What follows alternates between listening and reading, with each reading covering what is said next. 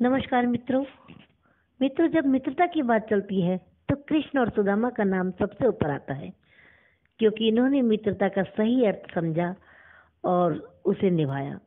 भगवान कृष्ण ने सुदामा के साथ खूब मित्रता निभाई थी, परंतु इससे पहले सुदामा ने भी मित्रता के भाव से भगवान कृष्ण का मन जीत लिया था।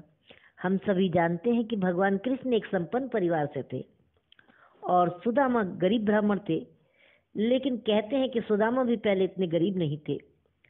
परंतु ऐसा क्या हुआ जो सुदामा इतने गरीब हो गए?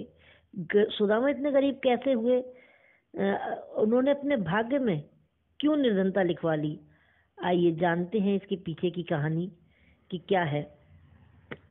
एक पुरानी कथा के अनुसार एक बहुत निर्धन ब्राह्मणी थी जो भिक्षा मांगकर अपना जीवन का गुजारा करती थी। एक समय की बात है कि उसे 4-5 दिन तक खाने के लिए भिक्षा में कुछ नहीं मिला। प्रतिदिन पानी पीकर भगवान को याद करके सो जाती थी और छठे दिन उसे भिक्षा में 2 मुट्ठी चने मिले। उसे अपनी झोपड़ी पर पहुंचते पहुंचते रात हो गई, तो ब्राह्मणी ने घर पहुंचकर सोचा कि अब तो रात हो गई है, अब मैं ये चने सुबह ही भगवान का भोग लगाकर ही खाऊंगी। बस यही सोचकर उसने चने की पोटली वहीं एक खुंटी पर टांग दी और पानी पीकर भगवान का नाम लेकर सो गई। रात को कुछ चोर घूमते घामते उसकी कुटिया में घुस गए और इधर उधर बहुत कुछ ढूंढा, पर कुछ नहीं मिला। चोरों की नजर खुंटी पर टंगी हुई पोटली पर गई तो सोचा कि शायद इसमें सोने या चांदी के सिक्के हो सकते हैं। बस यही सोचकर पोटली उतार ली। इतने में ब्राह्मणी जाग गई और चोर चोर का शोर मचा दिया। चोर पोटली लेकर भाग गए और गांव के सभी लोग चोर चोर का शोर सुनकर जाग गए और चोरों के पीछे भाग पड़े।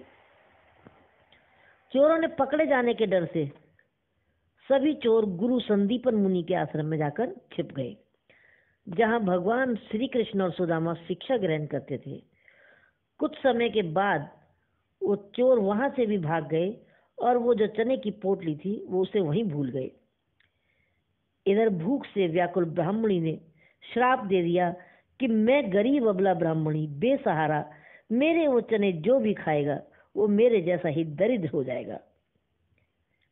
अब सवेरे सवेरे गुरु माता आश्रम में झाड़ू लगाने लगी तो वही चने की पोटली उन्हें दिखाई दी।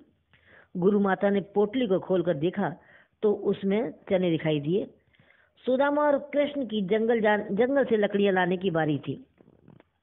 वो जंगल जाने के लिए तैयार हो गए और गुरु माता ने वो चने की पोटली सुदामा के हाथ में पकड़ा दी और कहा कि बेटा, भूख लगने पर दोनों लोग बांटकर खा लेना। अब सुदामा तो ठहरे जन्मजात ब्रह्मज्ञानी।